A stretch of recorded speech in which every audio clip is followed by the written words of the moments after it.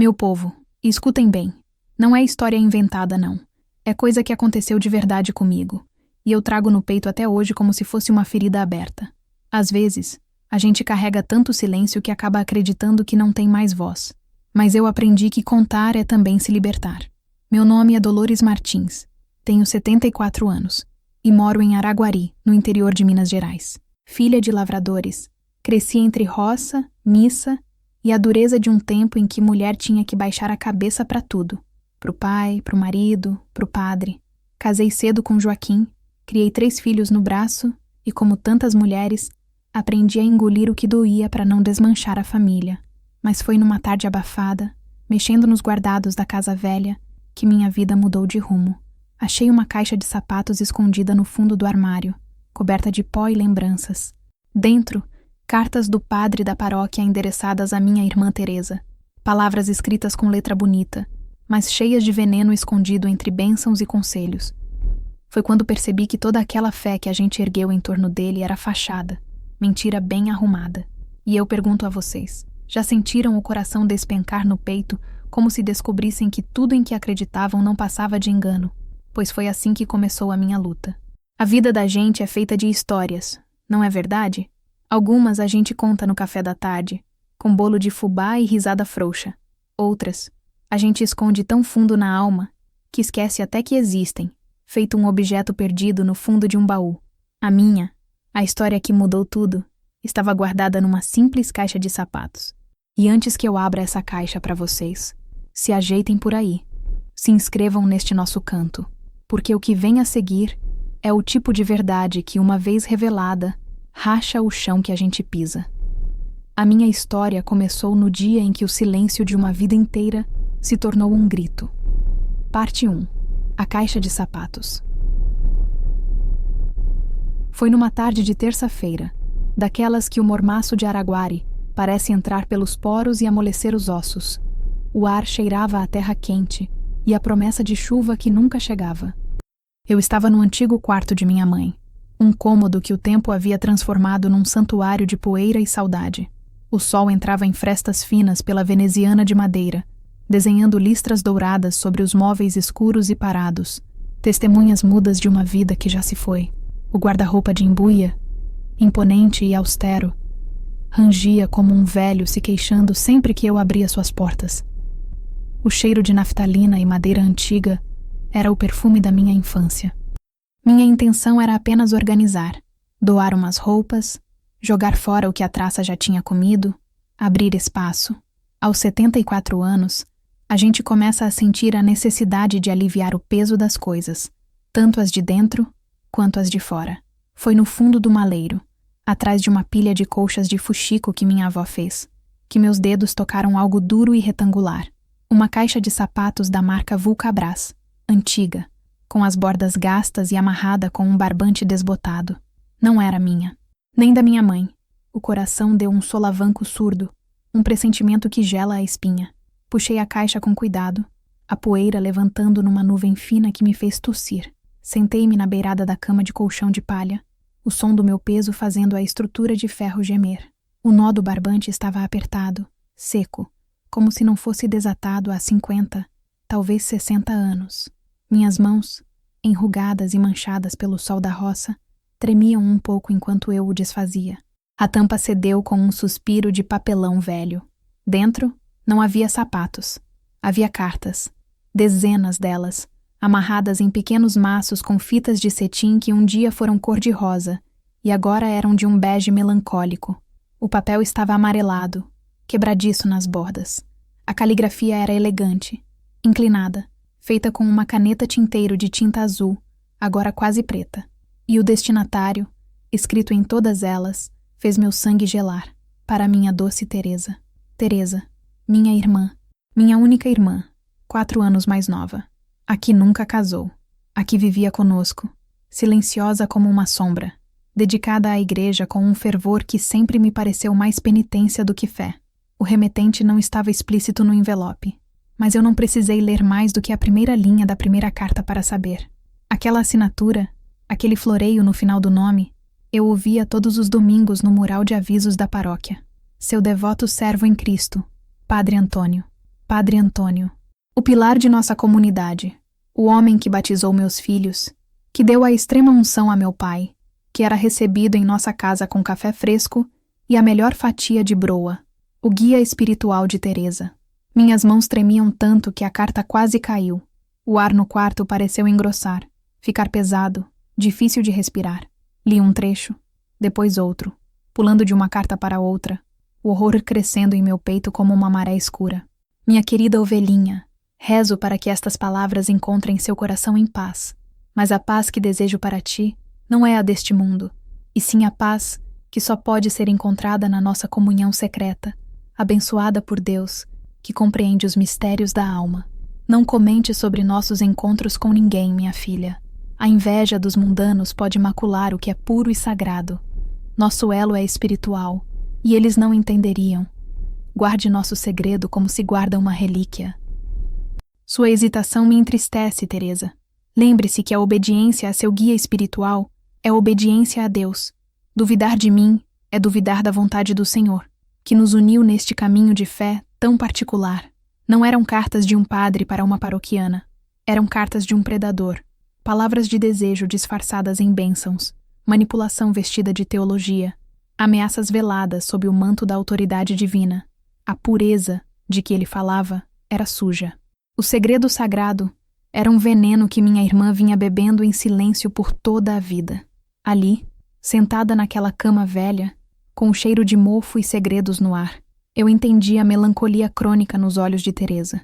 Entendi por que ela se encolhia quando um homem falava mais alto, porque nunca aceitou um pretendente, porque sua vida se resumiu à casa e à igreja, como se estivesse presa entre duas celas.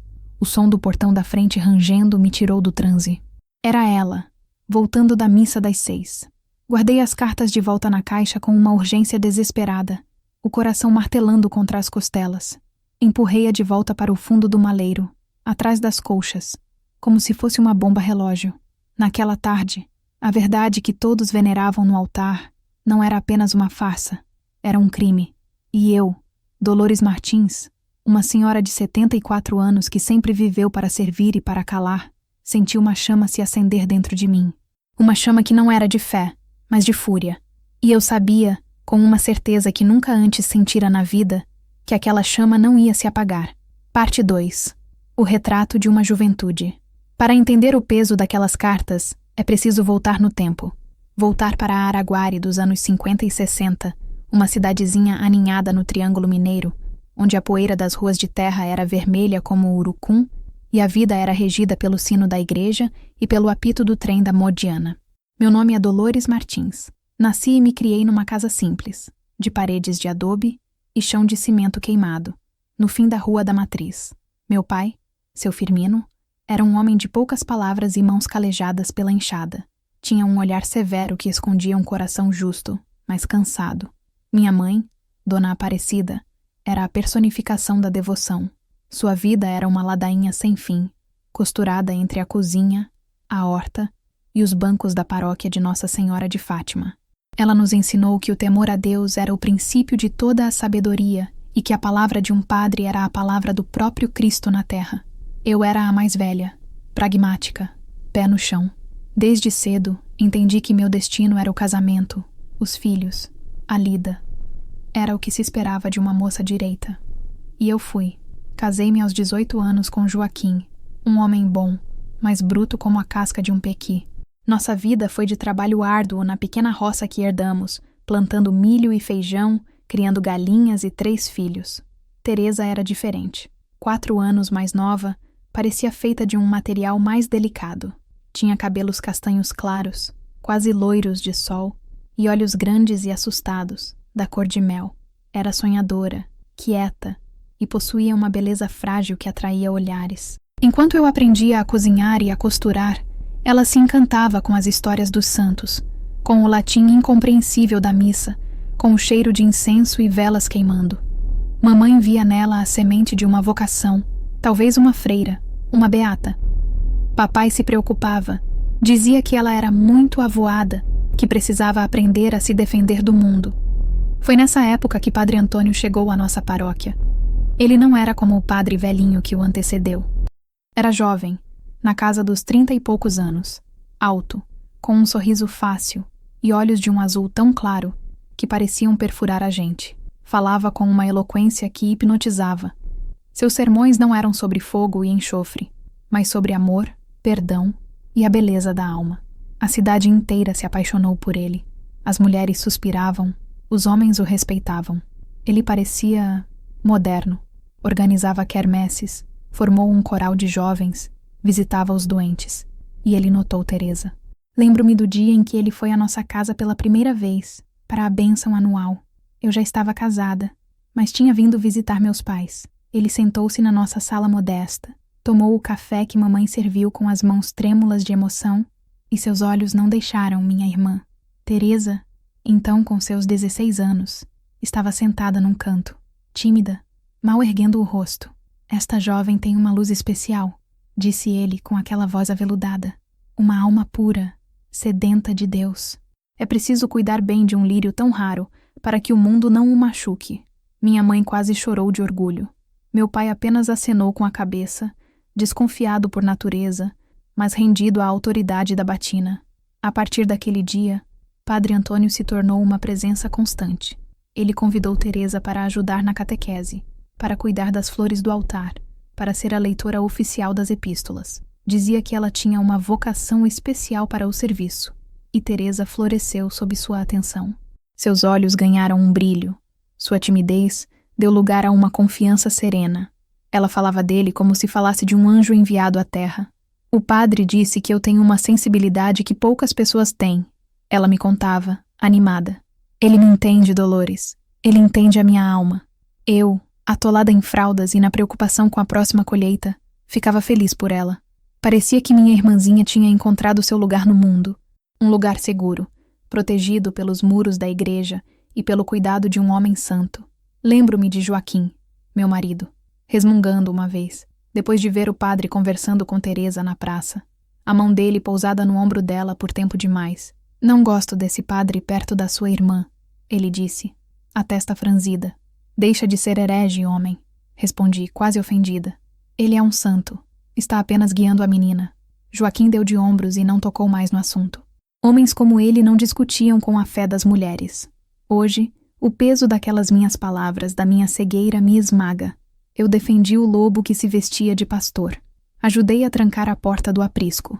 As visitas do padre se tornaram mais frequentes, e muitas vezes ele pedia para falar com Teresa, a sós, para aconselhamento espiritual. Mamãe achava maravilhoso.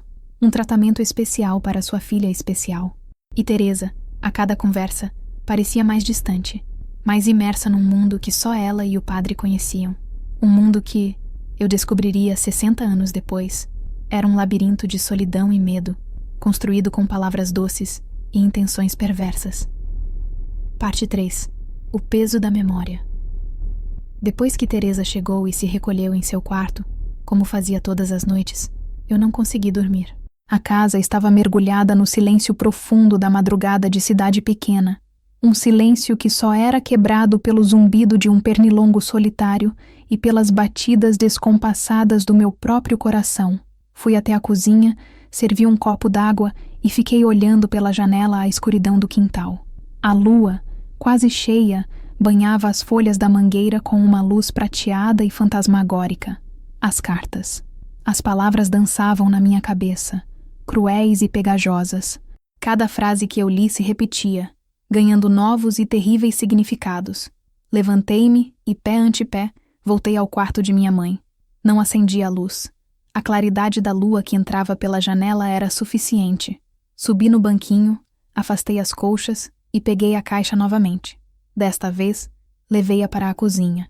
Sentei-me à mesa de madeira, a mesma onde minha mãe sovou pão por 50 anos, e espalhei as cartas sob a luz fraca da lâmpada. Eram tantas. Organizei-as por data, o melhor que pude. Começavam em 1962, quando Teresa tinha 17 anos, e iam até o final de 1968, ano em que o padre foi transferido de Araguari para uma paróquia maior, em Belo Horizonte. 6 anos. 6 anos de segredos e veneno. Com a calma que só a noite e o choque profundo podem trazer, comecei a ler. Do início. Desta vez, não pulei trechos. Li cada palavra, cada vírgula, tentando absorver a dimensão do que estava ali. As primeiras cartas eram de um lirismo cuidadoso. Ele a chamava de filha, pequena flor de Deus.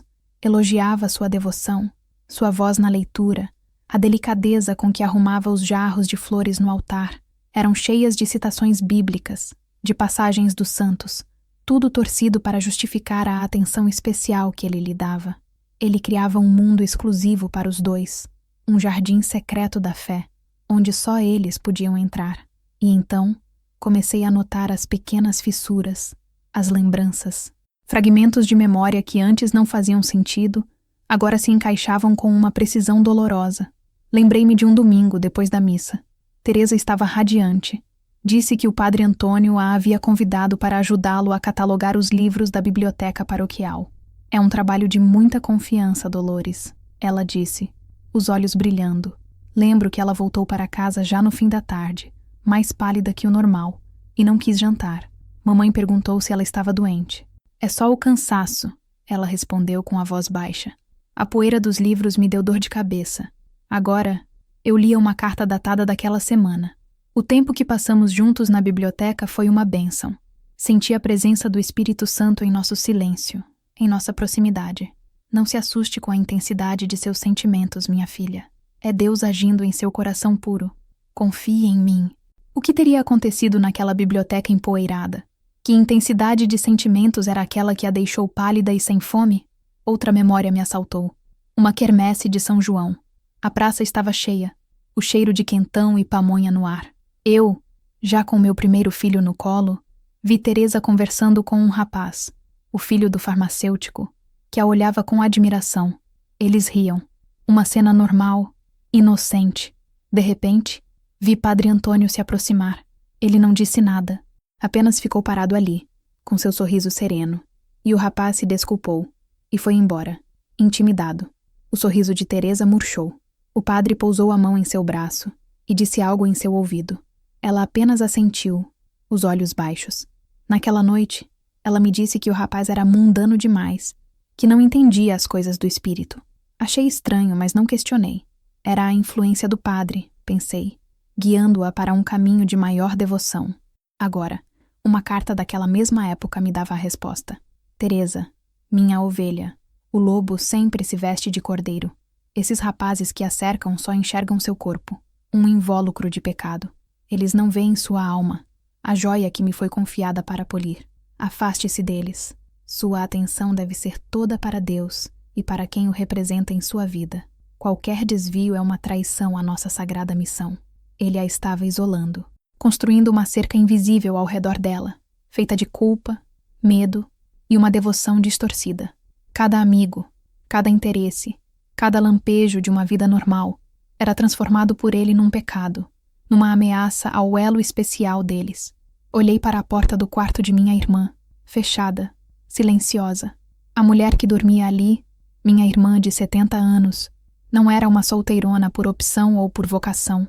Ela era uma prisioneira, uma sobrevivente de uma guerra silenciosa, que ninguém, nem mesmo eu, soube que estava sendo travada.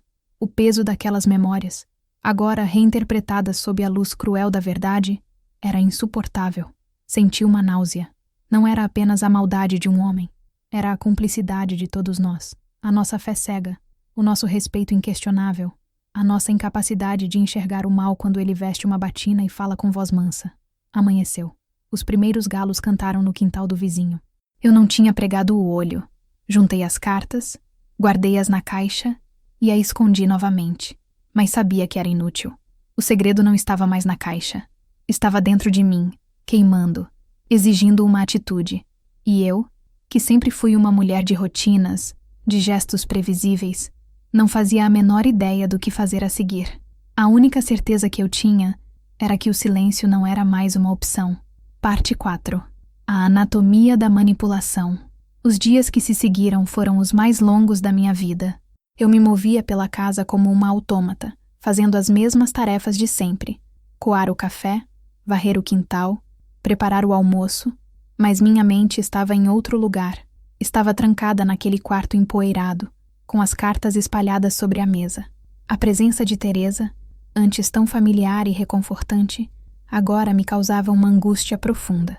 Eu a olhava durante as refeições, observando a maneira como ela cortava a comida em pedaços minúsculos, os olhos sempre baixos, e via não uma mulher de 70 anos, mas a menina de 17, assustada e confusa, presa na teia de um homem ardiloso.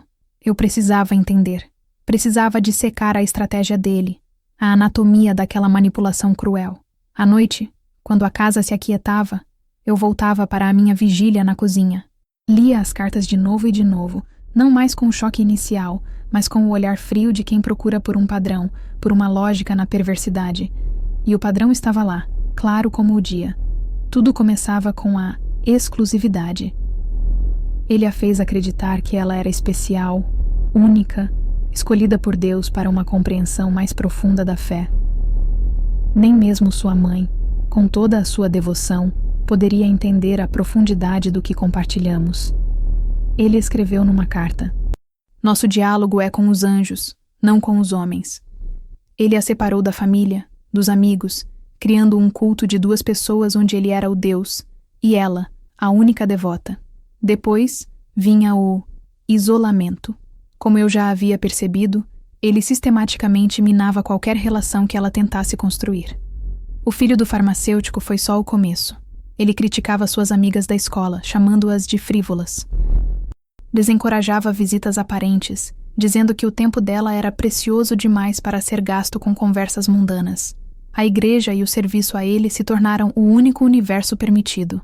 O terceiro pilar era a confusão entre o sagrado e o profano. Essa era a parte mais diabólica. Ele usava a linguagem da religião para expressar seus próprios desejos. Falava em êxtase espiritual, união de almas, amor divino que transcende o corpo. Numa carta, ele descreveu um encontro na sacristia, depois de uma missa noturna. Quando segurei suas mãos para orarmos juntos, senti uma corrente de energia sagrada que nos uniu. Não tema essa sensação, Teresa.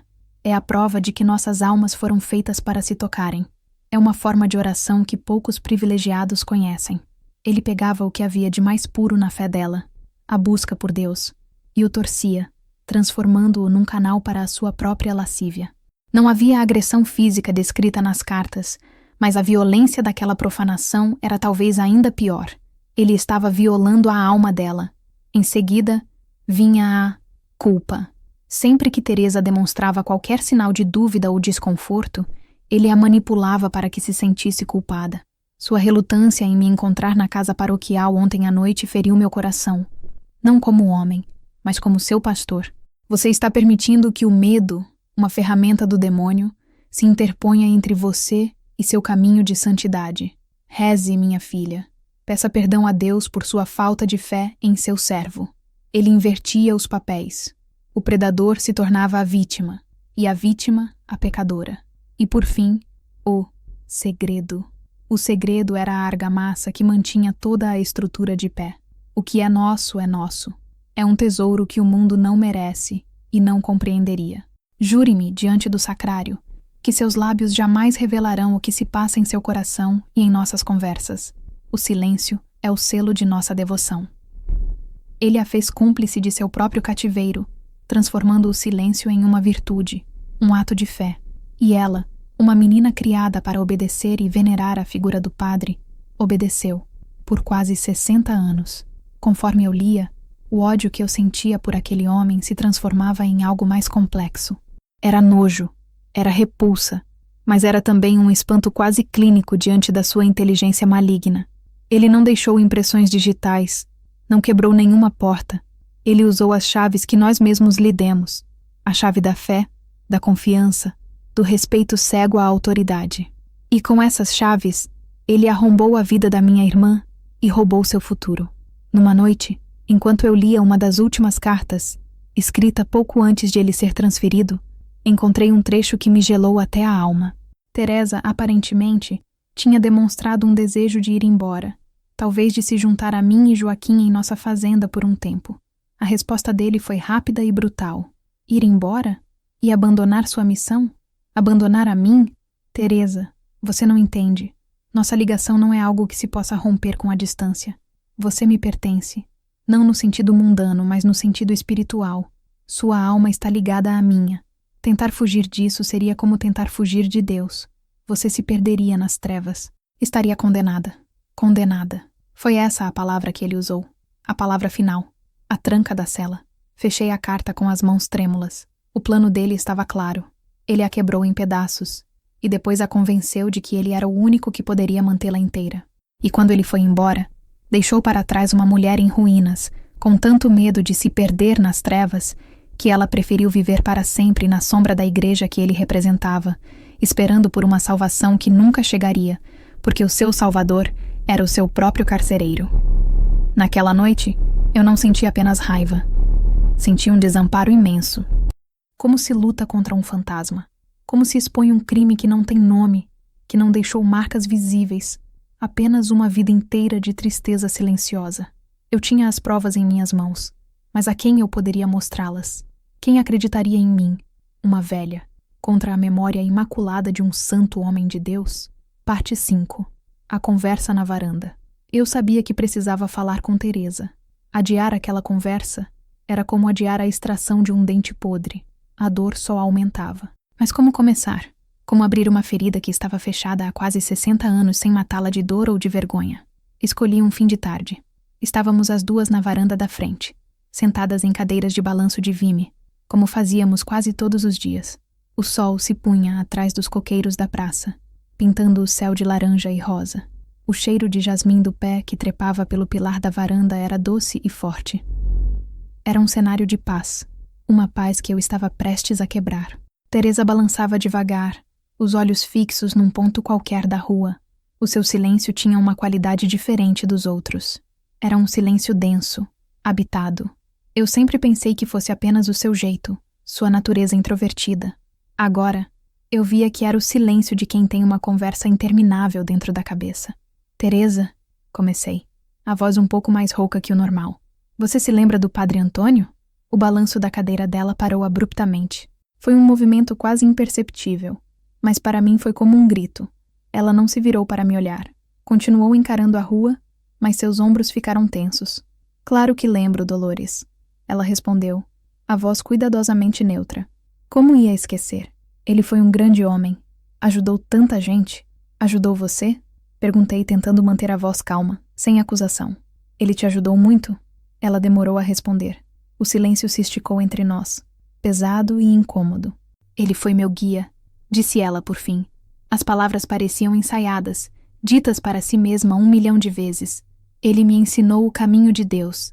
Respirei fundo. A abordagem direta não funcionaria.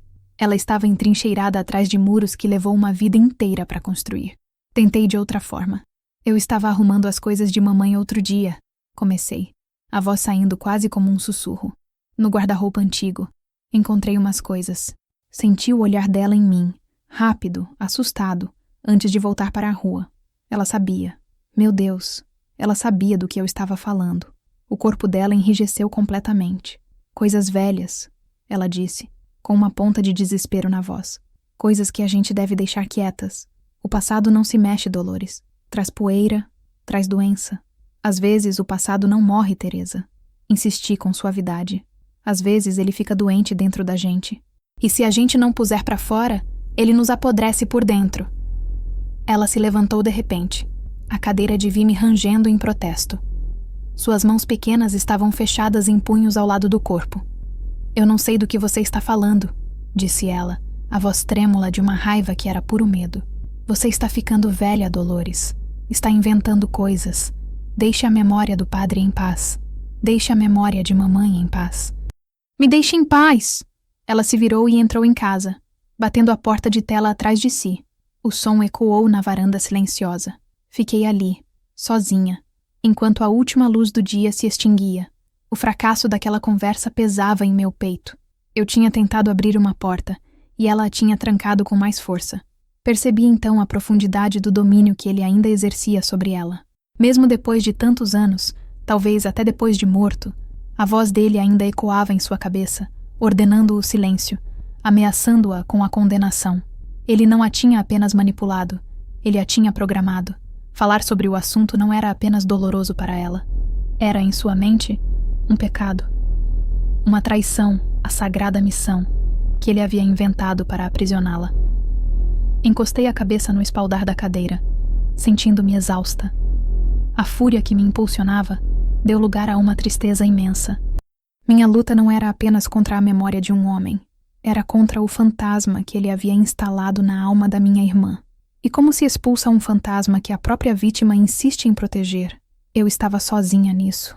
Teria que encontrar outro caminho. Um caminho que não dependesse da confissão de Teresa, mas que talvez, no final, pudesse libertá-la mesmo contra a sua vontade. Olhei para a casa escura. A luz do quarto dela não se acendeu. Ela estava lá, no escuro, provavelmente rezando, pedindo perdão a Deus por um pecado que nunca cometeu. E a injustiça daquilo tudo me deu uma nova dose de força. A raiva voltou, não mais quente e impulsiva, mas fria, dura e paciente, como uma pedra. Eu seria uma pedra, e com essa pedra eu iria quebrar o silêncio. Parte 6. A sombra de Joaquim. Naquela noite, depois da conversa desastrosa com Teresa, o fantasma que me visitou não foi o do padre, mas o de meu marido. Joaquim havia falecido há 10 anos, levado por uma pneumonia que o derrubou como a um jequitibá antigo. Ele era um homem do campo, de pele curtida pelo sol e mãos que pareciam feitas de raiz. Não era homem de carinhos ou de palavras doces, mas seu amor se mostrava na lenha empilhada para o fogão, na cerca consertada antes que o gado fugisse, no silêncio companheiro ao meu lado na varanda, ao fim de um dia exaustivo. Enquanto eu me revirava na cama, a lembrança daquela discussão antiga sobre o padre Antônio voltou com uma clareza que doía. Tinha sido numa tarde de domingo, logo após o almoço. Eu estava na cozinha, lavando a louça, e Joaquim entrou, vindo da roça, o chapéu de palha na mão. "Aquele padre esteve aqui de novo?" Ele perguntou sem rodeios, a voz grave e carregada de uma irritação contida. "Esteve", respondi sem me virar. "Veio trazer um livro de rezas para a Teresa." "Livro de rezas", ele repetiu com um desdém que raramente usava. "Ele não tem mais o que fazer? Rebanho inteiro para cuidar e ele vive aqui, atrás de uma ovelha só." A metáfora, tão parecida com a que o próprio padre usava nas cartas, me deu um arrepio. "Joaquim, que desrespeito é esse?" Virei-me, as mãos ensaboadas na cintura. "Ele é o pároco. É um homem de Deus. Teresa é uma moça devota. É natural que ele lhe dê mais atenção." Joaquim jogou o chapéu sobre a mesa e me encarou. Seus olhos, pequenos e fundos, tinham uma seriedade que me inquietou. "Dolores, eu não sou homem de igreja, você sabe, mas eu sou homem do mundo, e eu sei o jeito que um homem olha para uma mulher. Não importa se ele usa batina ou calça de peão. O jeito que aquele sujeito olha para sua irmã não é jeito de padre olhar para Beata." Fiquei sem palavras. A acusação era tão grave, tão impensável, que a minha primeira reação foi a indignação. "Você está louco, pecando só de pensar uma coisa dessas. Padre Antônio é um santo. Não existe santo de carne e osso, mulher." Ele retrucou, a voz baixa, mas firme. "Existe homem, e aquele ali não me cheira bem. Aquele sorriso fácil, aquela conversa macia, é cobra disfarçada. Fique de olho na sua irmã, e mantenha esse homem longe dela." Nós discutimos. Eu o acusei de ser um bruto, um ignorante, um homem sem fé que não compreendia as coisas do espírito. Ele me acusou de ser cega, de engolir qualquer coisa que viesse embrulhada em papel de reza. Fomos dormir brigados. Nos dias seguintes, o assunto foi enterrado sob o peso da rotina, mas a tensão permaneceu.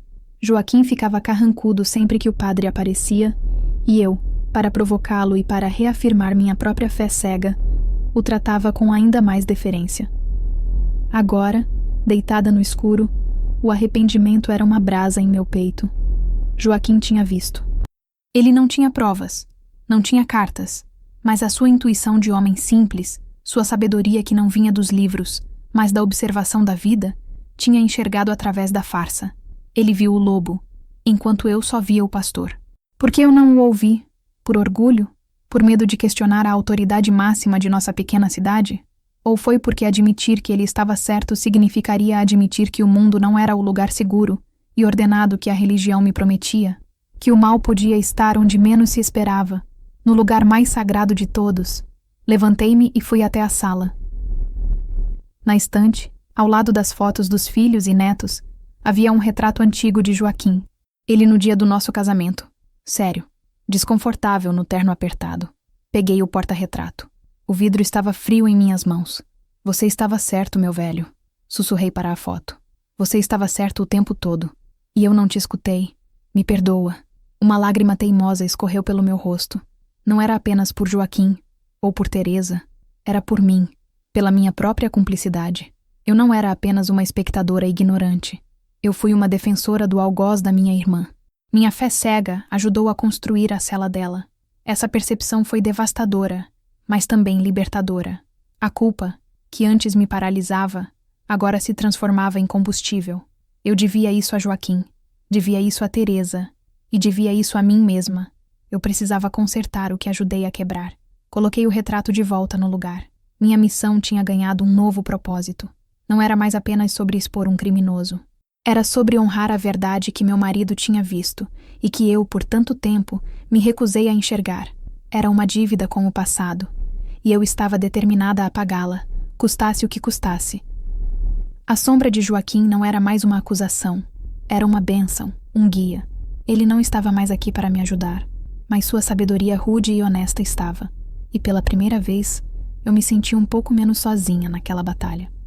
Parte 7. Os murmúrios da feira. O sábado em Araguari sempre teve cheiro de pastel e som de sanfona. A feira livre, montada ao redor da Praça da Matriz, era o coração da cidade. Era ali que as notícias, as verdadeiras e as inventadas, corriam mais rápido que rastilho de pólvora. Era o lugar perfeito para sentir o pulso da cidade, para ouvir o que as pessoas pensavam, para entender o tamanho do mito que eu estava prestes a desafiar. Com minha sacola de lona a tiracolo, caminhei entre as barracas de verduras, queijos e doces. Cumprimentava um aqui, outro ali, com o sorriso de sempre, mas por dentro eu era um emaranhado de nervos. Eu não estava ali para comprar couve ou pamonha. Eu estava em uma missão de reconhecimento. Queria ouvir o nome dele. Queria saber como as pessoas se lembravam do Padre Antônio.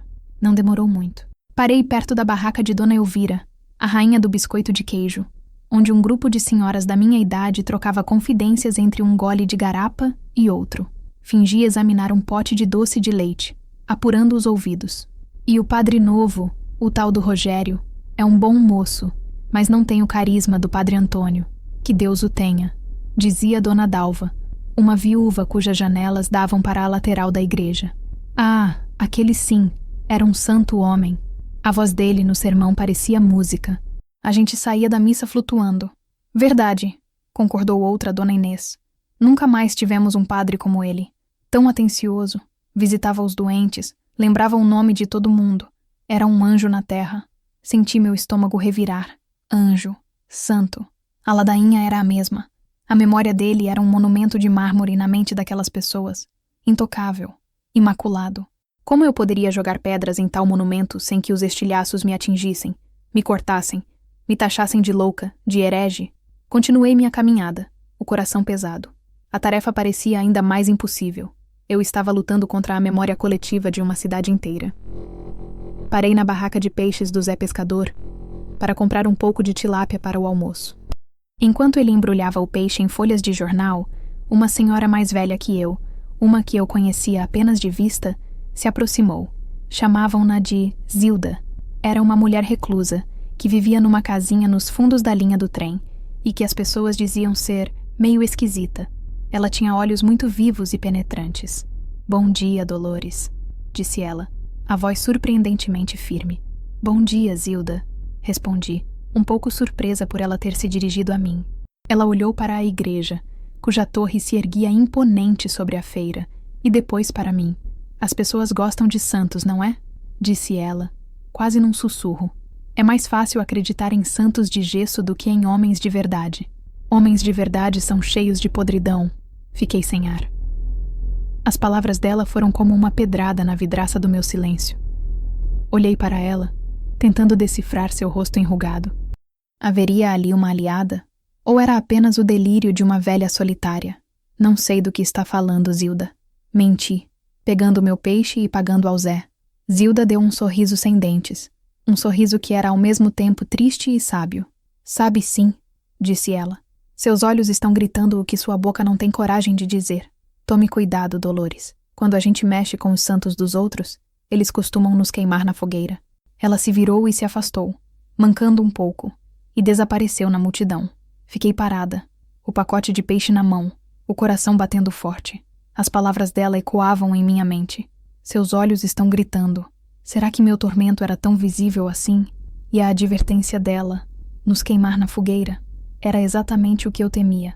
O isolamento, a condenação social. Em uma cidade pequena como a nossa, ser taxada de louca ou de mentirosa era uma sentença de morte civil. Voltei para casa com os pensamentos em turbilhão. A conversa na barraca de queijo tinha me desanimado, mas o encontro com Zilda, por mais estranho que fosse, acendeu uma fagulha de algo que eu não sabia nomear. Talvez não esperança, mas a sensação de não estar completamente sozinha na minha percepção da verdade. Zilda também via a podridão por trás da santidade. E se ela via, talvez outras também vissem. Talvez a memória imaculada do Padre Antônio tivesse, afinal, algumas rachaduras. Rachaduras que só podiam ser vistas por aqueles que, como eu, tivessem sido forçados a olhar para o abismo. O problema é que essas pessoas, as que viam as rachaduras, eram como Zilda, figuras à margem, cujas vozes a sociedade já tinha se acostumado a ignorar. Para que minha voz fosse ouvida, eu precisaria de mais do que a verdade. Eu precisaria de coragem, e talvez de um milagre. Parte 8. As palavras finais. Aquela noite, movida por uma necessidade que eu não conseguia explicar, decidi ler as últimas cartas. As que foram escritas no final de 1968, quando os boatos da transferência do Padre Antônio começaram a circular pela cidade. Eu as tinha evitado, talvez por medo do que encontraria ali. O fim daquela correspondência secreta. A caligrafia dele, antes tão fluida e confiante, parecia mais apressada, quase febril.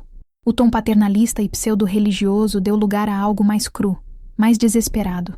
Ele estava perdendo o controle, e o pânico se infiltrava em suas palavras. Numa carta, ele respondia a um aparente questionamento de Teresa sobre o futuro. Não fale enfim, minha pequena. O que Deus une, o homem não separa. Minha transferência é uma prova de fé para nós dois. Uma chance de provar que nossa ligação é espiritual, não dependente da presença física. Continuaremos a nos comunicar. Eu encontrarei uma maneira. Mas a maneira nunca foi encontrada. Depois que ele foi embora, o silêncio caiu. As cartas pararam. Ele a descartou. A carta seguinte era ainda mais perturbadora. Teresa devia ter expressado seu desespero, sua solidão. A resposta dele não foi de consolo, mas de ameaça. Sua tristeza me ofende, Teresa. Parece que você se esqueceu de tudo o que eu lhe ensinei. Sua vida tem um propósito. Servir a Deus através da sua devoção a mim, seu guia. Mesmo à distância, você deve continuar a viver como eu lhe ordenei. Sem distrações, sem fraquezas. Lembre-se que eu conheço os segredos mais profundos da sua alma. Conheço seus pensamentos, suas tentações. Se você se desviar do caminho, se me trair com o mundo, você não estará traindo apenas a mim, estará traindo a Deus. E ele é um juiz severo. Era o golpe final. Ele não estava mais lá para controlá-la pessoalmente. Então ele a acorrentou com a mais forte das correntes, o medo de Deus. Ele a transformou em sua própria carcereira, garantindo que ela permanecesse pura para ele, mesmo em sua ausência. Uma vida em suspenso, esperando por um retorno que ele nunca planejou. E então, a última carta. Era curta, quase um bilhete. A data era de uma semana antes de sua partida. Estou deixando com você uma responsabilidade sagrada. Guarde minhas palavras. Guarde nossas memórias. Elas são a prova do nosso elo. Não as mostre a ninguém. Não fale sobre elas com ninguém. Se um dia alguém as encontrar, negue. Diga que são delírios de uma moça devota. Diga que você me via como um pai. Jure, Teresa. Jure pelo túmulo de sua mãe. Seu silêncio é sua salvação. E a minha. E a minha. Aquela frase final, quase um descuido, revelava tudo. No fim, não se tratava da salvação dela, nem de Deus, nem de uma missão sagrada. Tratava-se da salvação dele, da sua reputação, da sua carreira. Ele estava se protegendo. Ele sabia que o que tinha feito era errado, que aquelas cartas eram perigosas, e ele colocou o fardo de protegê-lo sobre os ombros da sua vítima. Fechei a carta e senti um frio na alma. A crueldade calculada daquele homem era abissal. Ele não apenas a usou e a abandonou, ele a sentenciou a uma vida de silêncio e medo para se proteger. Ele a deixou com a bomba relógio nas mãos e a instruiu a nunca deixar que ela explodisse. Por isso, Teresa reagiu com tanto pânico quando eu toquei no assunto. Ela não estava apenas protegendo a si mesma da dor da memória. Ela estava obedecendo a uma ordem direta, um juramento que ele a forçou a fazer. Ela estava protegendo seu algoz. Naquele momento, toda a minha hesitação desapareceu. Minha dúvida, meu medo da opinião dos outros, tudo se dissipou diante daquela maldade fria e explícita. Isso não era mais um drama familiar. Não era uma questão de fé ou de interpretação. Era um crime. Um crime de abuso de poder, de manipulação psicológica. Um crime que roubou a vida da minha irmã. E a arma do crime eram aquelas cartas. E a principal testemunha, a vítima, estava amordaçada por um juramento feito sob coação há mais de 50 anos. Eu tinha que quebrar aquele juramento. Por ela. Tinha que ser a voz que ela não podia ter. Levantei-me da mesa da cozinha. O sol estava começando a raiar, lançando uma luz pálida sobre o mundo. Eu sabia o que tinha que fazer. Era um passo aterrorizante. Um passo que me levaria a enfrentar uma instituição poderosa e que me colocaria contra a minha própria comunidade. Mas eu não tinha mais escolha. Fui ao meu quarto, peguei um pedaço de papel e uma caneta. Com a mão firme, comecei a escrever. Excelentíssimo senhor bispo da diocese de Uberlândia. A decisão estava tomada. Eu iria até o fim. Parte 9. O fantasma de uma discussão. A imagem de Joaquim, séria e preocupada, não me saía da cabeça. Era como se ao desenterrar o segredo de Teresa, eu tivesse também desenterrado conversas e sentimentos que o tempo havia coberto com uma fina camada de poeira.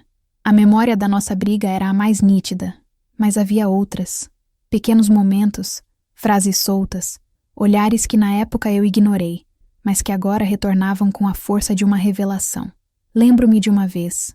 Estávamos voltando da missa. Eu, Joaquim e nossos 2 filhos mais velhos, ainda pequenos. Teresa vinha um pouco atrás, caminhando ao lado do padre Antônio. Eles conversavam baixo, e o padre gesticulava com as mãos de um jeito que me parecia professoral, sábio. Joaquim, que caminhava ao meu lado, segurando a mão do nosso filho mais velho, soltou um resmungo baixo, quase um rosnado. "O que foi?" perguntei. "Parecem um coronel e sua agregada", ele disse, sem olhar para trás. "Ele fala, ela só abaixa a cabeça. Não gosto disso. É respeito, Joaquim. Ela o respeita como um homem de Deus", argumentei, já na defensiva. "Respeito é uma coisa, medo é outra. Olhe direito para o rosto dela, Dolores. Ela não parece feliz. Parece assustada." Eu olhei, e o que eu vi foi o rosto de uma jovem devota, concentrada nas palavras de seu guia espiritual. O que ele via como medo, eu via como reverência. Onde ele via submissão, eu via humildade. Éramos de mundos diferentes. Meu mundo era construído sobre as certezas da fé e da hierarquia. O dele, sobre a desconfiança crua de quem lida com a natureza, com os animais, com a verdade nua e crua da vida e da morte. Ele sabia que nem todo bicho manso é inofensivo. A memória daquela conversa me fez sentir uma pontada de culpa ainda mais aguda. Ele tentou me avisar, não uma, mas várias vezes, e eu sempre tinha uma resposta pronta, uma justificativa piedosa para a minha cegueira. Outra lembrança veio à tona. Era o aniversário de Teresa. Ela devia estar fazendo uns 19 anos. Eu fiz um bolo de fubá com goiabada, o seu preferido. Estávamos todos na casa dos meus pais. Padre Antônio apareceu, de surpresa, para lhe dar os parabéns. Ele trouxe um presente, um pequeno livro de capa de couro, com o nome dela gravado em dourado. Era Imitação de Cristo. Teresa ficou radiante. Minha mãe, com os olhos cheios de lágrimas, disse que era o presente mais lindo que ela já tinha ganhado. Meu pai agradeceu, sem jeito. Joaquim, sentado num canto, apenas observava. Mais tarde, quando o padre já tinha ido embora, Joaquim se aproximou de mim na cozinha. "Você viu?" ele perguntou. "Vi o quê? Que homem gentil, não é? Tão atencioso. Atencioso até demais", ele disse, a voz baixa. Ele não deu o presente na frente de todo mundo. Chamou-a num canto. E quando entregou o livro, a mão dele ficou na dela por muito tempo. E ele disse algo no ouvido dela que a fez corar. "Você e sua malícia, Joaquim. Deve ter dito uma bênção. Algo bonito." "Bênção não faz uma moça de 19 anos ficar da cor de pitanga e começar a tremer, Dolores. Acorda." Eu não quis acordar. Era mais confortável permanecer no sono da minha fé ingênua. Questionar o Padre Antônio seria questionar a minha mãe, a minha criação, a minha própria visão de mundo. Seria admitir que Joaquim, o homem sem fé, tinha uma percepção mais clara da realidade do que eu, e meu orgulho não permitia. Essas lembranças agora eram como cacos de vidro sob meus pés. Cada passo na minha memória me feria. Como pude ser tão cega? Como pude defender com tanto fervor o homem que meu marido, com sua sabedoria simples, identificou imediatamente como um perigo? A verdade é que eu não queria ver. Eu tinha minha própria vida, meus filhos para criar, uma roça para cuidar. A fé de Teresa, guiada pelo Padre Santo, era uma preocupação a menos. Era cômodo para mim acreditar que ela estava segura, bem cuidada, em seu próprio mundo de orações e flores no altar. Era mais fácil aceitar a narrativa da santidade do que encarar a possibilidade de uma perversidade tão próxima, tão dissimulada. O fantasma de Joaquim não me assombrava com acusações. Ele me assombrava com a sua razão silenciosa. Ele não estava dizendo, eu te avisei. Ele estava na minha memória, me olhando com aqueles olhos sérios e fundos, esperando que eu finalmente enxergasse o que ele sempre viu. E agora eu enxergava. E a visão era horrível, mas, ao mesmo tempo, era um chamado. Um chamado para agir, para fazer o que eu deveria ter feito há tantos anos. Proteger minha irmã. A força que eu sentia agora não era apenas minha. Era minha e de Joaquim. Eu estava lutando por nós dois, pela nossa família, pela verdade que ele tentou me mostrar e que eu finalmente estava pronta para enfrentar. Parte 10. A travessia do Rubicão. Passei 2 dias com a carta para o bispo guardada na gaveta da minha cômoda. 2 noites em claro, pesando cada palavra, cada consequência. Era um documento simples, direto. Nele, eu me apresentava, explicava minha relação com Teresa e relatava a descoberta das cartas do Padre Antônio, citando alguns dos trechos mais alarmantes. Eu pedia uma audiência, uma chance de apresentar as provas e de contar a história que aquelas cartas revelavam. Cada vez que eu relia a carta, meu estômago gelava. Este era o ponto sem volta. O momento em que o segredo deixaria de ser apenas meu e de Teresa e passaria a ser um caso, um problema para a igreja. Eu estava prestes a bater na porta de uma fortaleza, armada apenas com um maço de papéis amarelados e a minha convicção. Na 3ª manhã, eu acordei antes do sol. Sentei-me na cama e senti uma calma estranha tomar conta de mim. A angústia dos últimos dias tinha se assentado, se transformado em uma determinação fria e silenciosa. A dúvida havia se esgotado. Era hora de agir. Levantei-me, vesti minha melhor roupa, um vestido azul marinho, de tecido grosso, que eu guardava para funerais e casamentos. Calcei sapatos fechados e penteei meus cabelos brancos, prendendo-os num coque firme na nuca. Olhei-me no espelho manchado do guarda-roupa. A mulher que me encarava parecia mais velha, o rosto mais sulcado de preocupações, mas havia uma firmeza em seu olhar que eu não via há muito tempo. Era o olhar de quem sabe o que precisa ser feito, por mais difícil que seja. Teresa ainda dormia. Deixei um bilhete na mesa da cozinha. Fui a Uberlândia resolver umas coisas. Volto no fim do dia. O almoço está na geladeira. Era vago, mas era tudo o que eu podia dizer no momento. Peguei a caixa de sapatos. Ela parecia pesar 1 tonelada. Coloquei-a dentro da minha bolsa de lona, junto com a carta para o bispo. Saí de casa no breu da madrugada, caminhando pelas ruas silenciosas de Araguari em direção à rodoviária. A rodoviária era um lugar de partidas e chegadas, de esperanças e despedidas. Comprei minha passagem no guichê sonolento e sentei-me no banco de concreto para esperar o primeiro ônibus das 6. O ar estava frio. Abracei minha bolsa contra o peito. Era como se eu carregasse a vida da minha irmã ali dentro. Enquanto esperava, pensei em Júlio César cruzando o rio Rubicão. Era uma história que meu filho mais velho, que gostava de ler, me contou uma vez. O momento em que o general romano tomou uma decisão que mudaria a história, sabendo que não haveria como voltar atrás. Alia jacta est. A sorte está lançada. Eu não era uma general romana. Era apenas uma velha do interior de Minas. Mas para mim, aquele ônibus para Uberlândia era o meu Rubicão. Ao entrar nele, eu estaria declarando guerra. O ônibus chegou, roncando e soltando uma fumaça escura. Subi os degraus, mostrei minha passagem ao motorista e encontrei um lugar na janela. Conforme o ônibus saía da cidade e pegava a estrada, vi o sol nascer no horizonte, uma bola de fogo vermelho alaranjado que rasgava a escuridão. Parecia um presságio, o nascer de um dia que seria, de um jeito ou de outro, o primeiro dia do resto da minha vida. Durante a viagem de 1 hora, não consegui relaxar. Repassava mentalmente o que diria ao bispo. Tentava antecipar suas perguntas, suas objeções. Ele me chamaria de louca, de mentirosa. Diria que eu estava tentando manchar a reputação de um homem santo e da própria igreja? Provavelmente. Eu precisava estar preparada para o descrédito, para a humilhação. A imagem de Teresa, dormindo em seu quarto, me dava forças. A lembrança do rosto sério de Joaquim me dava coragem. Eu não estava fazendo aquilo por mim. Estava fazendo por eles. Estava fazendo pela verdade.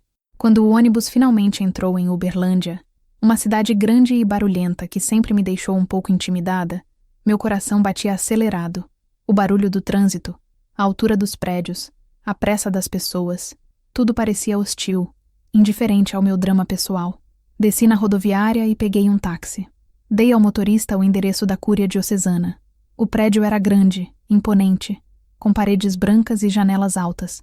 Parecia mais um banco ou um tribunal do que a casa de Deus. Respirei fundo, apertei a alça da minha bolsa e caminhei em direção à porta de madeira maciça. A sorte estava lançada. Era hora de enfrentar o leão. Parte 11. A viagem para a cidade grande. A viagem de ônibus, que em outras épocas seria uma distração, uma chance de ver a paisagem mudar da poeira de Araguari para o asfalto de Uberlândia, foi uma jornada para dentro de mim mesma. A cada quilômetro que nos afastava de casa, eu sentia o peso da minha decisão crescer. O balanço do veículo era um embalo monótono que, em vez de me acalmar, deixava meus pensamentos ainda mais agitados. Olhava pela janela e via os pastos verdes salpicados de cupinzeiros, as cercas de arame farpado correndo ao lado da estrada, o céu imenso de um azul que só Minas Gerais tem. Era a paisagem da minha vida inteira. Um mundo que eu conhecia, com regras claras, com silêncios respeitados.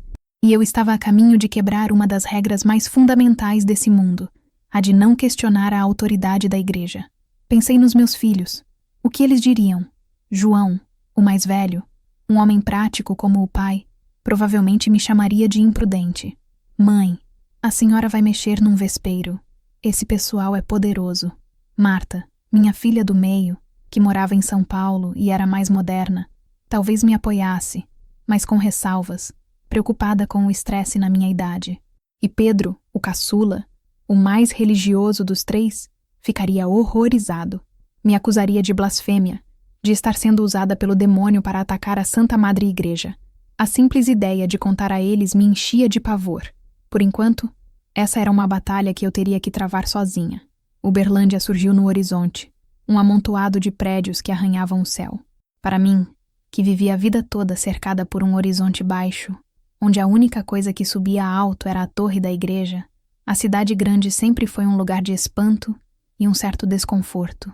O barulho constante, o rio de carros, os rostos anônimos e apressados das pessoas, tudo aquilo me fazia sentir pequena, insignificante.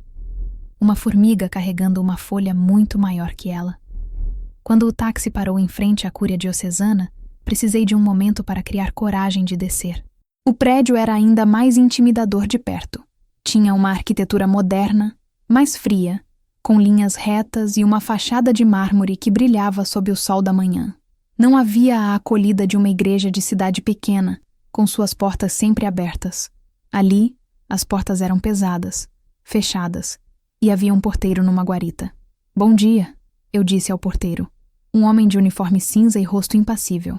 "Eu gostaria de falar com o senhor bispo." Ele me olhou de cima a baixo, avaliando meu vestido simples, minha bolsa de lona, meu rosto de mulher do campo. "A senhora tem hora marcada?" Ele perguntou, a voz burocrática. "Não, meu filho, mas o assunto é muito urgente e muito grave." Ele suspirou, como se lidasse com velhas desequilibradas todos os dias. "O bispo não atende sem hora marcada. A senhora pode falar com a secretária dele." Ele apontou para um interfone na parede. Apertei o botão, e depois de um chiado, uma voz feminina e eficiente atendeu. Repeti minha história. Meu nome, de onde eu vinha, a urgência do assunto. Houve uma longa pausa do outro lado da linha. Imaginei a secretária revirando os olhos. Um momento, senhora, disse a voz, e a linha ficou muda. Esperei o que pareceu uma eternidade em pé, sob o sol que já começava a esquentar. O porteiro me observava de soslaio, com desconfiança. Eu me sentia como uma pedinte, uma intrusa. A humilhação já começava ali, do lado de fora. Finalmente, a voz voltou ao interfone. O assessor do bispo, Monsenhor Arruda, irá recebê-la. Pode entrar. É no segundo andar. O portão de ferro se abriu com um zumbido elétrico. Entrei num pátio interno e depois num saguão com piso de granito tão polido que parecia um espelho. O ar era frio, cheirava a produtos de limpeza e a papel. Um elevador silencioso me levou ao segundo andar. O corredor era comprido, com portas de madeira escura e placas douradas. Tudo ali era feito para impressionar, para lembrar ao visitante do poder e da organização daquela instituição. Encontrei a sala do Monsenhor Arruda. Bati na porta. Uma voz lá de dentro disse: "Entre." Respirei fundo, segurando firme a alça da minha bolsa, onde a caixa de sapatos parecia pulsar como um coração culpado. Abri a porta e entrei. A batalha estava prestes a começar. Parte 12. O Muro de Batina. A sala do Monsenhor Arruda era espaçosa e impecavelmente arrumada. Uma grande mesa de mogno ocupava o centro, com um computador, pilhas de documentos organizados e um crucifixo de prata. As paredes eram forradas de estantes com livros de capa de couro, todos com títulos em latim. A janela, atrás da mesa, tinha uma persiana que filtrava a luz do sol, criando uma atmosfera sóbria, quase sombria. O ar-condicionado zumbia baixinho, mantendo o ambiente num frio que contrastava com o calor que eu sentia por dentro. Monsenhor Arruda era um homem na casa dos 50, com cabelos grisalhos cortados à escova e um rosto rosado e bem barbeado. Usava uma batina preta com botões e uma faixa roxa na cintura. Seus óculos de aros finos lhe davam um ar intelectual. Ele não se levantou quando entrei. Apenas indicou com um gesto uma cadeira de couro que ficava do outro lado da mesa. "Bom dia, senhora. Martins, não é?"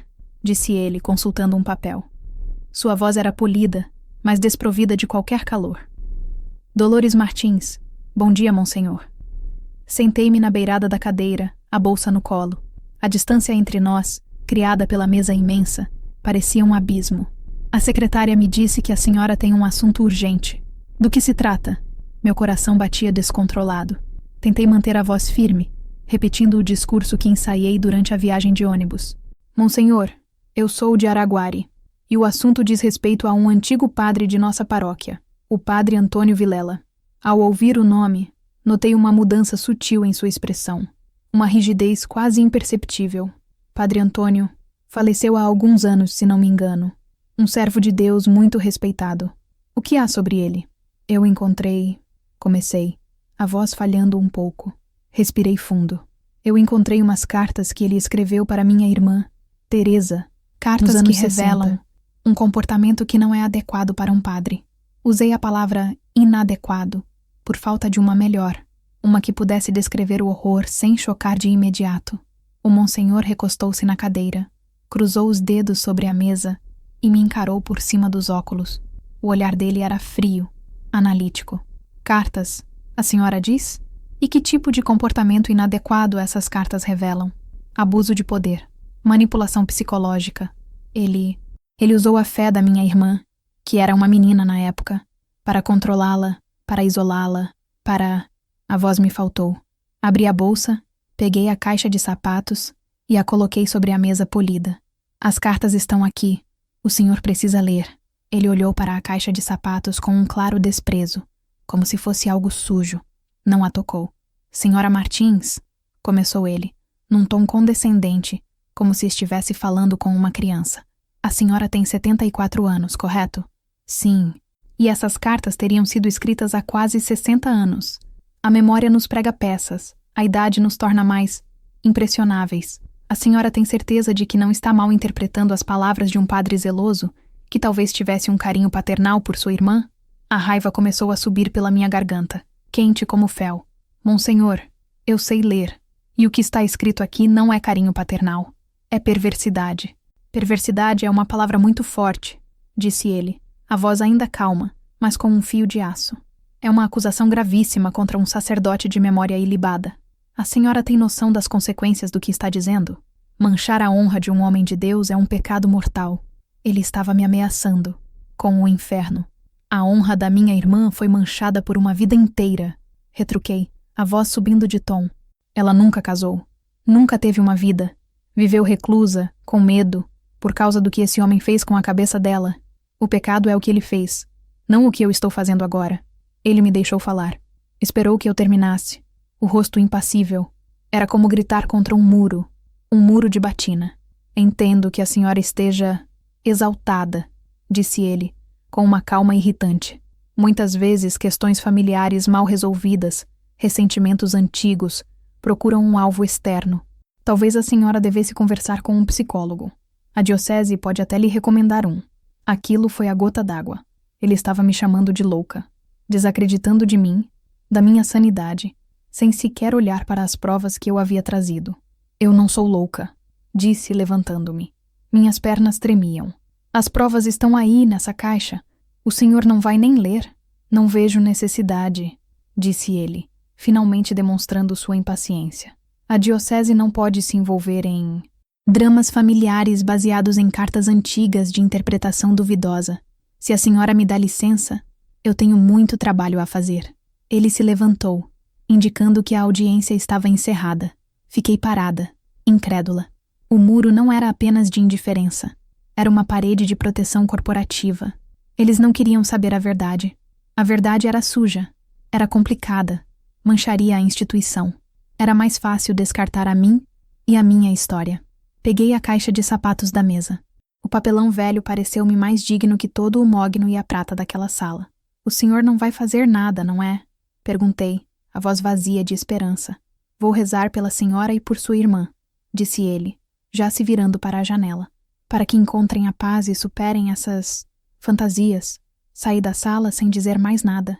Caminhei pelo corredor frio, desci no elevador silencioso e cruzei o saguão de granito. Quando cheguei à rua, o sol e o barulho da cidade me atingiram como um soco. Eu estava derrotada, humilhada, desacreditada.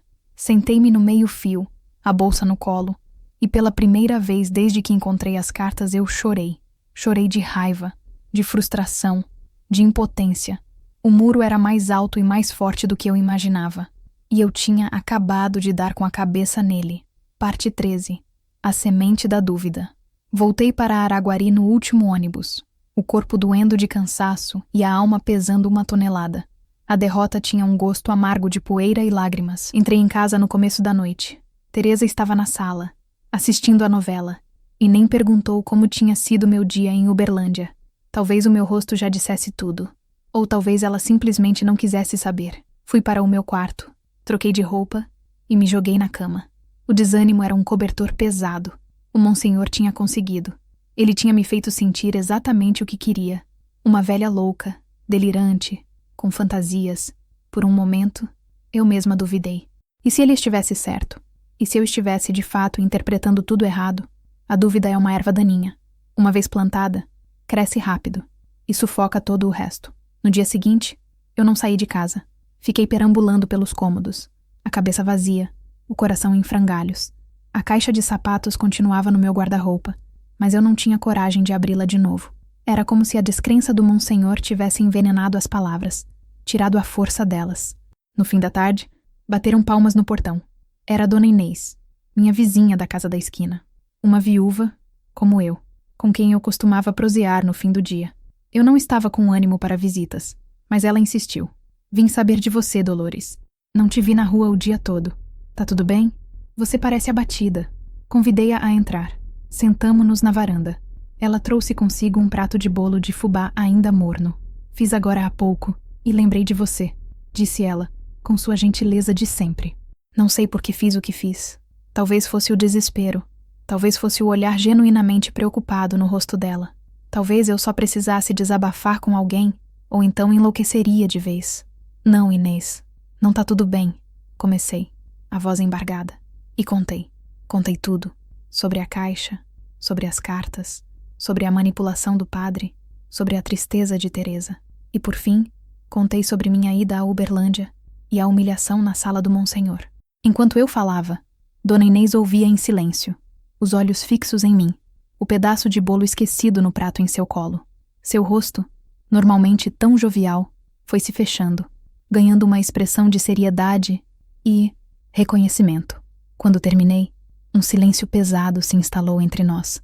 Eu esperava que ela tentasse me consolar, talvez dissesse que eu estava cansada, que devia esquecer o assunto, como o Monsenhor sugeriu, mas ela não disse nada disso. Ela olhou para a casa dela, na esquina, e depois de volta para mim. Padre Antônio, disse ela, a voz baixa, quase um segredo. Eu tinha 14 anos quando ele chegou aqui. Eu era da Cruzada Eucarística. Ele gostava de conversar comigo depois das reuniões, a sós. Meu coração deu um pulo. Conversar sobre o quê? Perguntei, segurando a respiração. Sobre a minha alma, sobre como eu era uma menina especial, sobre como eu não devia dar confiança para os rapazes da minha idade, porque eles só queriam pecar comigo. Ela estremeceu ao dizer a palavra. Uma vez ele me deu um abraço que não era de padre. Durou muito tempo. Eu me senti suja. Contei para minha mãe e ela me deu uma surra. Disse que eu estava com pensamentos impuros, que eu tinha que me confessar com ele. Os olhos dela se encheram de lágrimas. Eu nunca mais fui a mesma na igreja. Tinha medo dele, medo e vergonha. Comecei a inventar doença para não ir mais na cruzada. Depois de um tempo, ele me esqueceu e arrumou outras protegidas. Ficamos em silêncio, as duas velhas na varanda, compartilhando uma dor que tinha 60 anos de idade. A história dela não era como a de Teresa. Não houve cartas, não houve um cerco tão longo e sistemático. Mas o padrão estava lá. A escolha de uma menina vulnerável, a conversa sobre ser especial, o isolamento, o toque inadequado disfarçado de afeto, a culpa jogada sobre a vítima. Então, você acredita em mim? Perguntei. A voz um fio. Dona Inês pegou minha mão. A mão dela era quente, firme. Dolores, eu não só acredito em você, disse ela me olhando nos olhos. Eu sei que é verdade. Eu vivi um pedaço dessa mesma história. Uma onda de alívio tão forte me invadiu que minhas pernas amoleceram. Eu não estava louca. Eu não estava sozinha. A semente da dúvida que o Monsenhor plantou em mim foi arrancada pela raiz pela confissão de minha vizinha. A história dela era a primeira rachadura no muro de silêncio. Uma rachadura pequena, mas era um começo. Inês, eu disse, sentindo uma nova onda de determinação. Nós precisamos fazer alguma coisa. Ela apertou minha mão com mais força. O que você tem em mente, Dolores? Eu ainda não sabia, mas, pela primeira vez, eu não estava mais pensando em eu. Estava pensando em nós. E isso mudava tudo. A semente que eu precisava plantar não era a da dúvida, mas a da coragem. E a primeira semente acabava de brotar no quintal da minha casa. Parte 14. O rio subterrâneo. A visita de Dona Inês foi como a primeira chuva depois de uma longa seca. Não resolveu o problema da colheita, mas molhou a terra, renovou o ar e me deu esperança. No dia seguinte, eu me sentia outra mulher. A fragilidade deu lugar a uma energia que eu não sentia há anos. Inês e eu combinamos de agir com cuidado. Sair gritando a verdade na praça só nos renderia o rótulo de velhas malucas, como Zilda havia previsto. Precisávamos de mais vozes, de mais histórias. Precisávamos provar que o caso de Teresa não era um evento isolado, mas parte de um padrão de comportamento. A gente tem que conversar com as mulheres da nossa idade, sugeriu Inês, enquanto tomávamos um café na minha cozinha. As que eram mocinhas naquela época. Mas tem que ser com jeito. Uma de cada vez, em particular. E foi o que fizemos. Nos dias seguintes, minha casa se tornou um confessionário às avessas. Não era o pecador que vinha buscar o perdão, mas as vítimas que vinham, timidamente, compartilhar suas culpas impostas. A primeira foi a Dalva, aquela mesma que na feira tinha chamado o padre de santo. Inês a convidou para um café. No começo ela ficou na defensiva, repetindo a ladainha sobre o carisma e a bondade do padre. Mas Inês foi paciente. Dalva, você não se lembra de como ele ficava te olhando durante o ensaio do coral? De como ele sempre pedia para você ficar depois, para afinar a sua voz? Dalva ficou pálida. Ela negou, balançou a cabeça, mas seus olhos diziam outra coisa. E então, as palavras começaram a sair, tropeçadas, cheias de vergonha. Ela contou que nessas aulas particulares, ele dizia que a voz dela era um dom de Deus e que para cantar bem, Ela precisava relaxar o corpo. Ele tentou fazer exercícios de respiração com ela, com as mãos nos ombros dela, descendo pelas costas. Ela nunca contou a ninguém. Eu achei que a culpa era minha, que eu estava entendendo errado, sendo maliciosa, confessou chorando.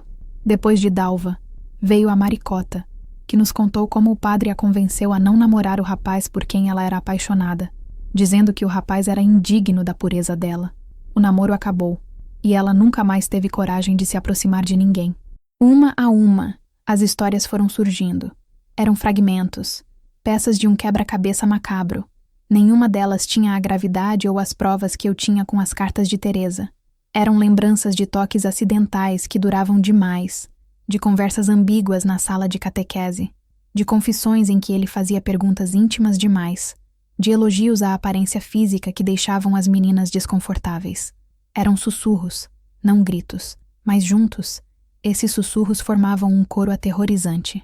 Era como se houvesse um rio subterrâneo de dor e segredo correndo por baixo da superfície de Araguari por 60 anos.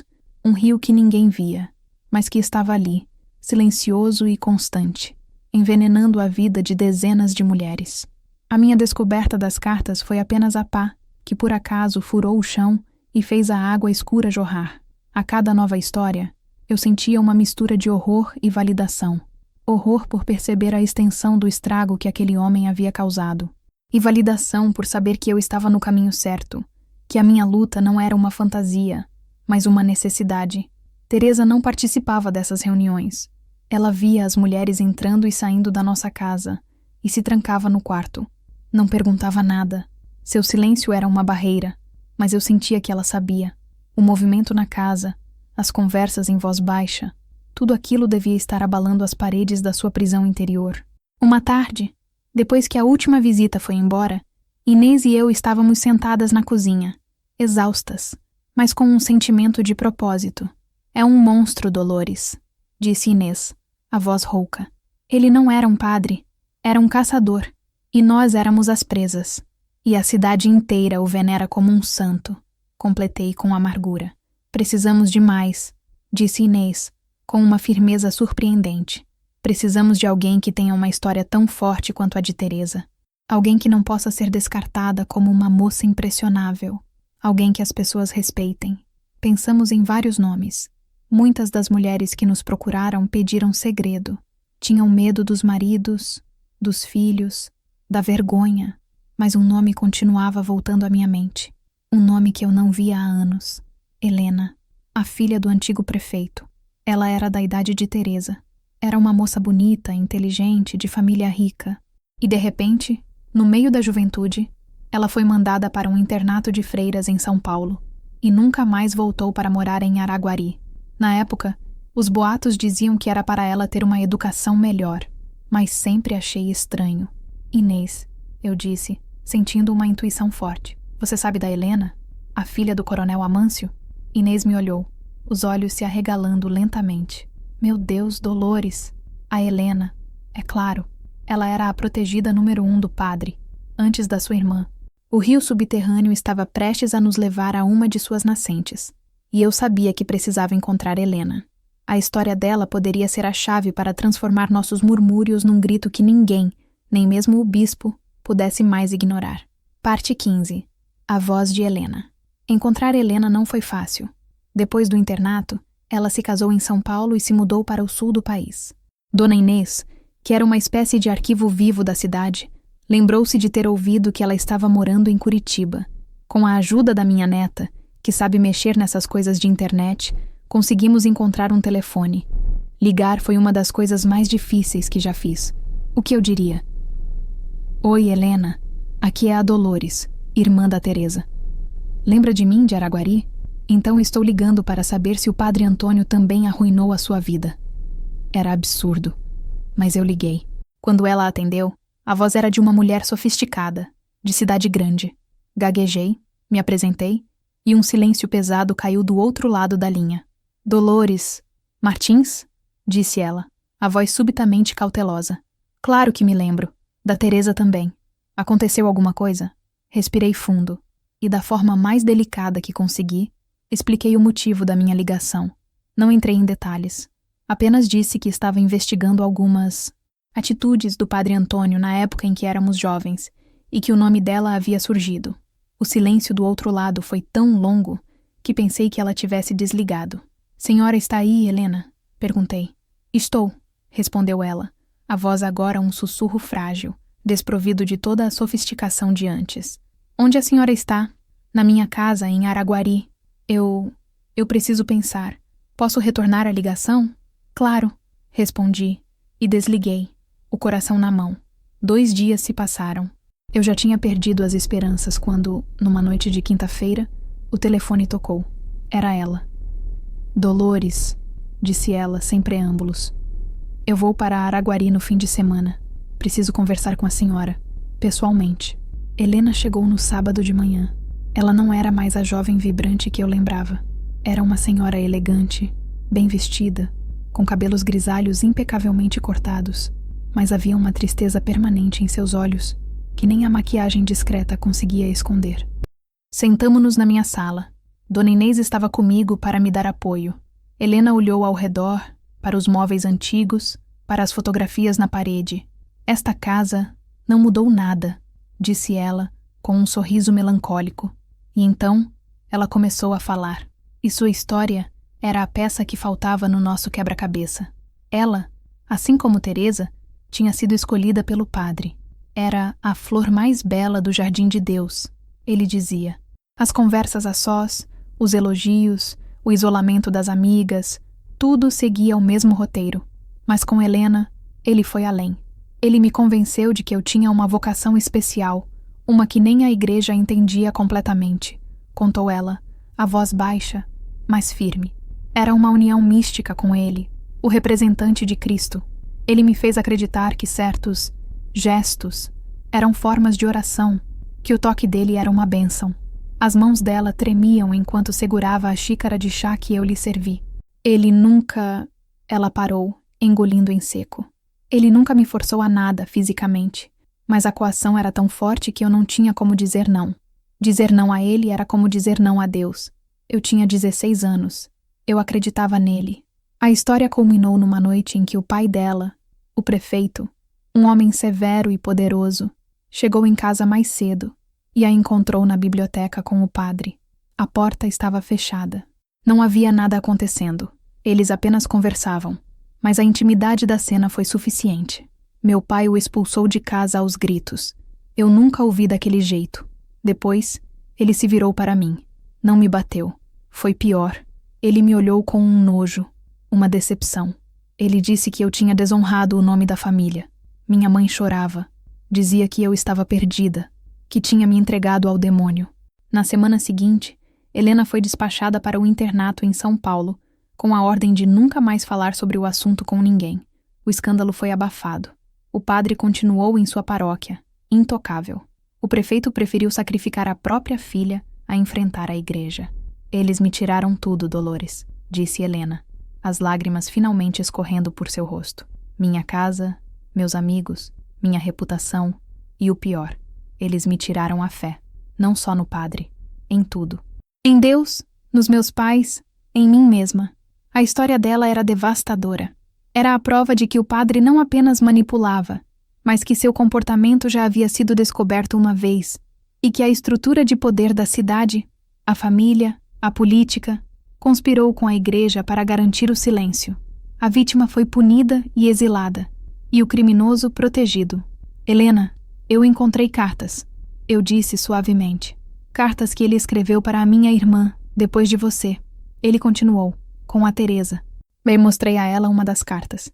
Ela leu, o rosto se contorcendo de dor e raiva. O mesmo veneno, sussurrou ela. As mesmas palavras. Meu Deus, se meu pai tivesse tido a coragem de denunciá-lo, talvez a sua irmã, talvez outras. A frase morreu no ar. O "e se" era uma tortura inútil. O que importava era o agora. Você nos ajuda, Helena? Perguntou Inês. Sua voz, sua história... Ninguém pode dizer que você é uma velha delirante. Você era a filha do prefeito. Helena enxugou as lágrimas com um lenço. Ela olhou para nós duas, e eu vi uma chama se acender em seus olhos tristes. Uma chama de justiça adiada por 50 anos. Ajudar? Disse ela. a voz ganhando uma força de aço. Dolores, eu esperei minha vida inteira por este momento. É claro que eu ajudo. Nós vamos voltar àquele bispado.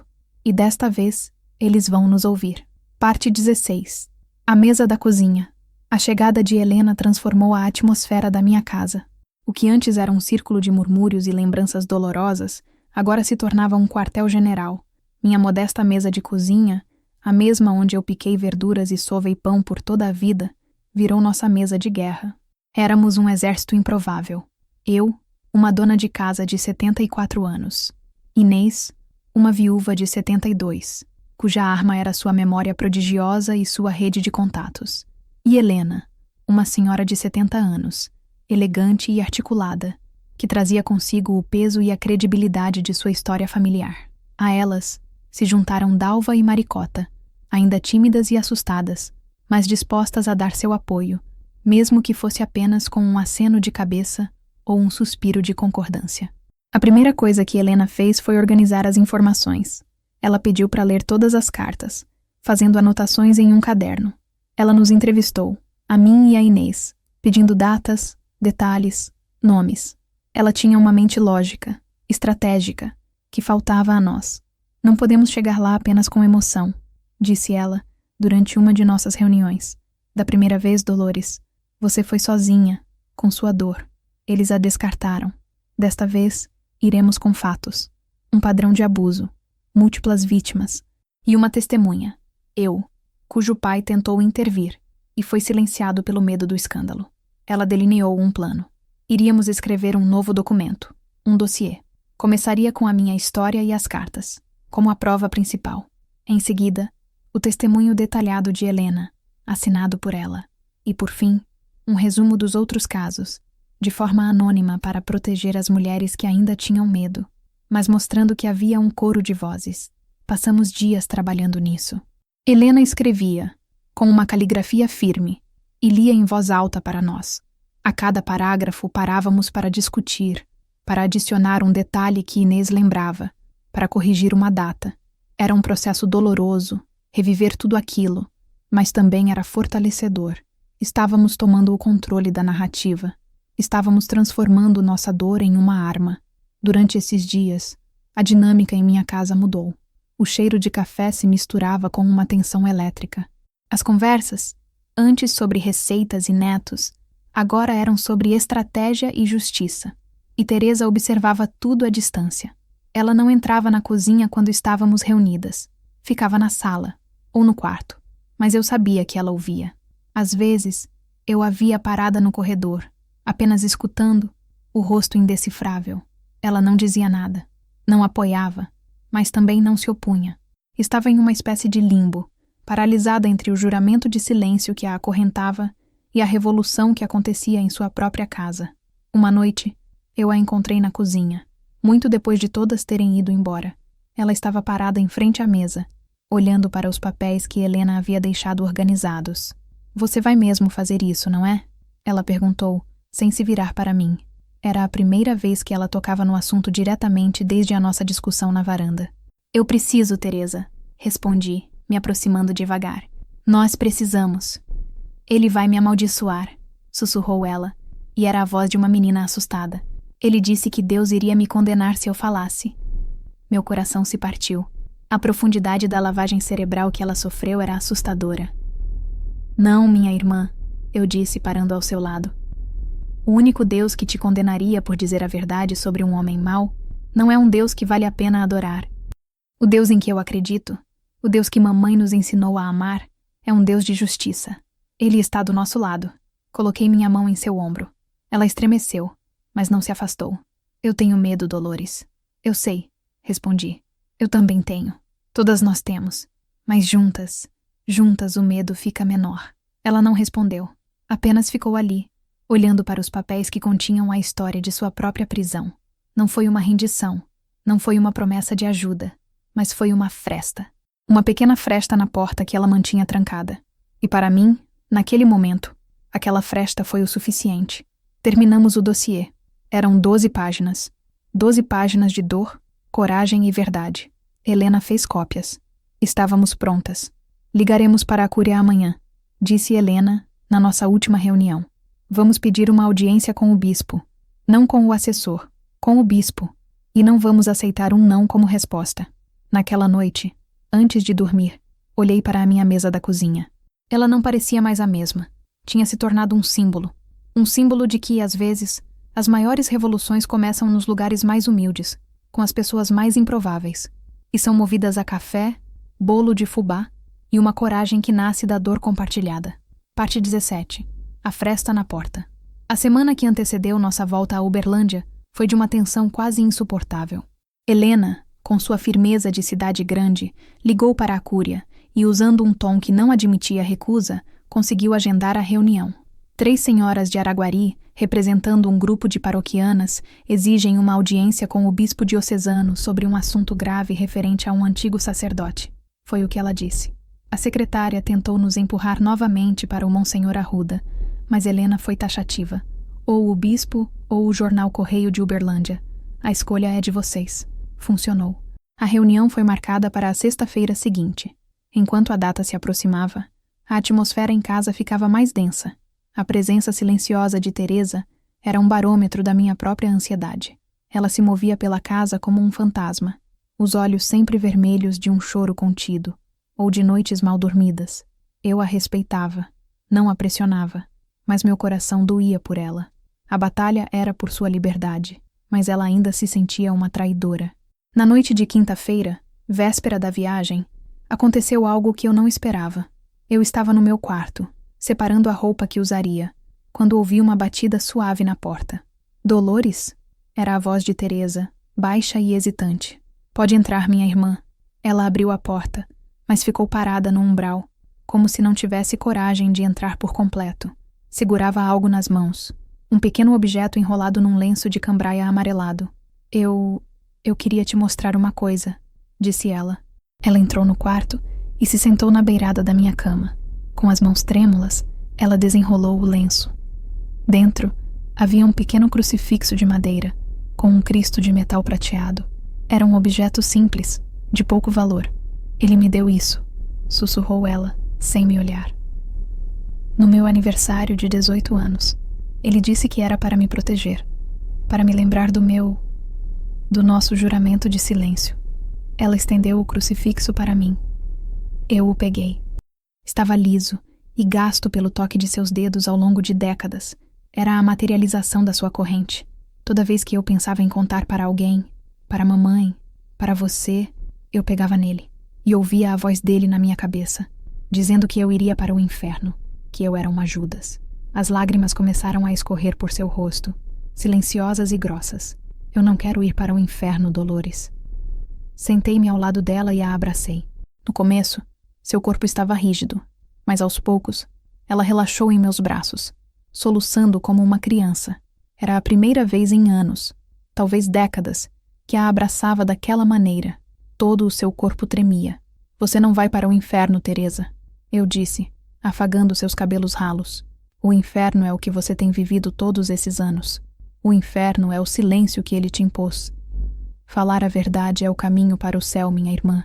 É o caminho para a paz. Ficamos ali, abraçadas, por um longo tempo. O choro dela foi diminuindo até se tornar um soluço cansado. Eu não consigo ir com vocês amanhã, disse ela, a voz abafada contra o meu ombro. Eu não tenho forças. Eu sei, respondi. Você não precisa. Nós vamos por você. Nós seremos a sua força. Ela se afastou um pouco, enxugando o rosto com as costas das mãos. Olhou para o crucifixo que ainda estava na minha mão. Eu não quero mais isso, disse ela, com uma firmeza repentina. Pegou o crucifixo da minha mão, foi até a janela do meu quarto, abriu-a e, com um gesto rápido, atirou o objeto na escuridão do quintal. Ouvimos o barulho suave dele caindo na terra. Ela se virou para mim. Seu rosto estava manchado de lágrimas, mas seus olhos tinham uma luz diferente, a luz da libertação. Eu não vou falar, disse ela, mas eu também não vou mais negar. Se eles perguntarem, eu não vou mais mentir para proteger ele. Meu coração se encheu de um amor e de um orgulho tão grandes que mal cabiam no peito. Não era uma confissão completa, não era um testemunho que pudéssemos usar, mas era a sua revolução pessoal. Era o rompimento do juramento. A fresta na porta tinha se tornado uma porta entreaberta. Ela não precisava ir conosco a Uberlândia. A sua parte mais importante na batalha, a batalha interior, ela tinha acabado de vencer ali, no meu quarto, e isso me deu toda a força que eu precisava para o dia seguinte. Eu não estava mais lutando apenas contra um fantasma. Estava lutando para honrar a coragem recém-descoberta da minha irmã. Parte 18.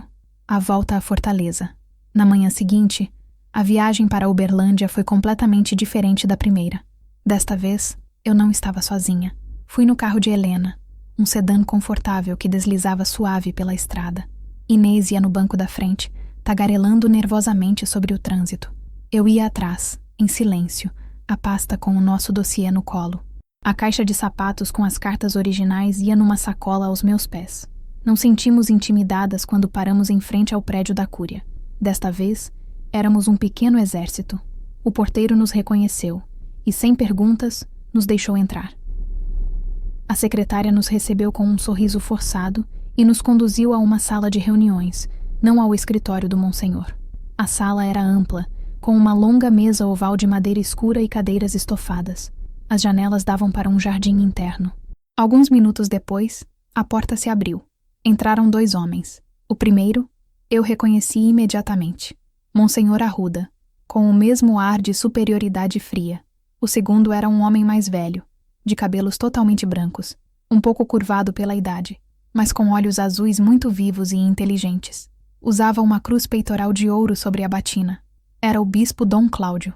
Eles se sentaram do outro lado da mesa, de frente para nós 3. A atmosfera era formal, tensa. Bom dia, minhas senhoras, disse o bispo, a voz calma e ponderada. Monsenhor Arruda me informou da insistência de vocês nesta reunião. Sou todo ouvidos. Helena tomou a palavra, como havíamos combinado. Ela se apresentou a nós 2, e com uma clareza e uma eloquência que me deixaram admirada, ela resumiu o motivo de estarmos ali. Ela não demonstrou raiva nem emoção, apenas apresentou os fatos de forma concisa e poderosa. E por isso, Dom Cláudio, estamos aqui. Não para fazer acusações levianas, mas para apresentar evidências de um padrão de abuso psicológico e espiritual perpetrado pelo então Padre Antônio Vilela, que afetou a vida de inúmeras jovens em Araguari, incluindo nós mesmas e a irmã da senhora Dolores. Enquanto Helena falava, eu observava os 2 homens. Monsenhor Arruda mantinha uma expressão de desdém, ocasionalmente balançando a cabeça como quem ouve um absurdo. Mas o bispo ouvia atentamente. Seus olhos não desgrudavam de Helena. Ele não a interrompeu nenhuma vez. Quando Helena terminou, ela empurrou a pasta com o dossiê para o centro da mesa. Aqui estão os detalhes. As cartas originais estão com a senhora Dolores. O bispo pegou a pasta, abriu e começou a folhear os papéis. O silêncio na sala era total, quebrado apenas pelo farfalhar das folhas. Monsenhor Arruda se inclinou e sussurrou algo no ouvido do bispo, provavelmente tentando desacreditar nossa história. O bispo ergueu uma mão, pedindo silêncio, sem tirar os olhos do dossiê. Ele leu o testemunho de Helena. Depois, passou para a minha parte, demorando-se nos trechos das cartas que eu havia transcrito. Vi sua testa se franzir, sua expressão se tornar cada vez mais grave. Finalmente, ele fechou a pasta e ergueu os olhos para mim. A senhora tem mesmo essas cartas? Perguntou ele. Tenho, respondi, minha voz saindo mais firme do que eu esperava. Peguei a caixa de sapatos da sacola e a coloquei sobre a mesa. Desta vez, ninguém a olhou com desprezo. A caixa de sapatos velha, no meio daquela mesa de mogno lustroso, tinha adquirido uma dignidade, uma autoridade própria. O bispo olhou para a caixa, depois para o Monsenhor Arruda e em seguida para nós. Seus olhos pareciam cansados, como se o peso do mundo tivesse caído sobre seus ombros. Monsenhor, disse ele, a voz firme, deixe-nos a sós. Monsenhor Arruda pareceu chocado. Ele abriu a boca para protestar, mas um olhar do bispo o silenciou. Ele se levantou, a contragosto, e saiu da sala, fechando a porta atrás de si. Agora éramos só nós e ele. Dom Cláudio suspirou, um suspiro longo e pesado. Minhas senhoras, começou ele, escolhendo as palavras com cuidado. O que as senhoras trouxeram hoje é muito grave. A Igreja, como instituição feita de homens, não está livre do pecado. E o pior dos pecados é aquele que usa o nome de Deus para ferir os mais fracos. Ele fez uma pausa, olhando para cada uma de nós. Eu não posso consertar o passado. Não posso devolver a juventude ou a paz que lhes foram roubadas, mas eu posso lhes dar minha palavra de que isso será investigado a fundo. E se as acusações se confirmarem, a memória do padre Antônio não será mais honrada nesta diocese. A verdade precisa vir à luz, por mais dolorosa que seja. Ele não nos chamou de loucas. Ele não duvidou de nós. Ele nos ouviu. E ele acreditou. Naquele momento, na sala fria daquela fortaleza, eu senti o muro começar a ruir, não com um estrondo, mas com o som silencioso da justiça começando a ser feita. Saímos daquela sala não como vitoriosas, mas como sobreviventes que finalmente tinham sido ouvidas. A batalha não estava ganha, mas pela primeira vez, não estávamos mais lutando sozinhas. Tínhamos atravessado as linhas inimigas. Parte 19. O grito silencioso. Os dias que se seguiram à nossa reunião com o bispo foram de uma calma tensa. Dom Cláudio nos pediu sigilo enquanto a investigação interna corria, e nós respeitamos. A notícia de nossa excursão à Uberlândia, no entanto, se espalhou por Araguari como fogo em capim seco. Ninguém sabia os detalhes, mas todos sabiam que nós, um grupo de senhoras, tínhamos ido reclamar do padre Antônio para o bispo. A cidade se dividiu. De um lado, os defensores ferrenhos da memória do padre. Eram os mais velhos, os mais devotos, os que se recusavam a acreditar que o homem que eles veneraram por anos pudesse ter uma mancha em sua história. Na rua, eu recebia olhares de reprovação. Cochichos me seguiam na padaria. Velha mal-amada, ouvi uma beata dizer, querendo aparecer.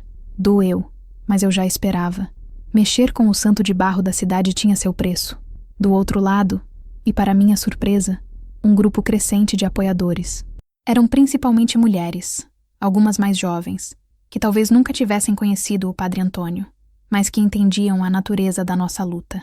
Viam em nós um espelho de suas próprias batalhas silenciosas, de suas próprias vozes caladas.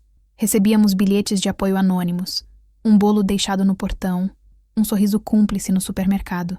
Aquele rio subterrâneo de dor estava vindo à superfície, e muitas se reconheciam em suas águas.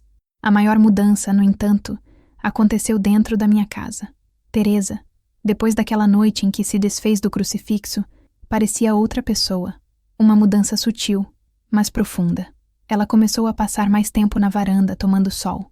Começou a conversar sobre coisas triviais. O preço do tomate, a florada dos ipês. Um dia, eu a peguei cantarolando uma cantiga de roda antiga enquanto lavava a louça. Eu não a ouvia cantarolar desde que era menina. Ela não falava sobre o padre, nem sobre a investigação. Era um território que nós duas, por um acordo tácito, evitamos. Mas seu corpo falava por ela. Seus ombros, antes sempre curvados, estavam mais eretos. A melancolia crônica em seus olhos deu lugar a uma serenidade cautelosa. Era como se, ao transferir o peso do segredo para mim, ela finalmente pudesse respirar. O grito que eu dei em seu nome a estava libertando do silêncio. Cerca de um mês depois, recebi um telefonema. Era do próprio bispo Dom Cláudio. Dona Dolores, disse ele, a voz séria. A investigação está concluída. As cartas foram autenticadas. E outros testemunhos, de outras paróquias por onde ele passou, surgiram. O padrão é inegável. Meu corpo inteiro se arrepiou. Gostaria que a senhora, e as outras senhoras, estivessem presentes na missa do próximo domingo, na matriz de Araguari. Eu mesmo irei celebrá-la. Aquele domingo foi um dia que entrou para a história de Araguari. A igreja estava lotada.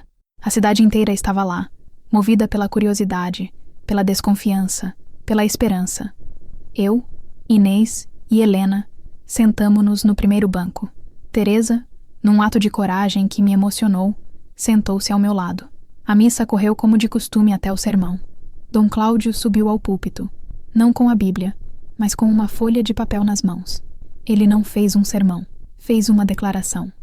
Com uma voz firme e grave, que ecoou pela nave da igreja, ele falou sobre o pecado do abuso de poder e da manipulação da fé. Falou sobre a obrigação da igreja de proteger os mais vulneráveis. E então, ele disse as palavras que eu esperei tanto para ouvir. A investigação desta diocese concluiu que o padre Antônio Vilela, que serviu nesta paróquia por muitos anos, traiu a confiança de seus fiéis e usou de sua autoridade para manipular e causar profundo dano espiritual e psicológico a diversas jovens que lhe foram confiadas. Em nome da igreja, eu peço perdão. Um murmúrio chocado percorreu a igreja. Alguns rostos mostravam indignação. Outros, como os de Dalva e Maricota, sentadas mais atrás, mostravam lágrimas de alívio.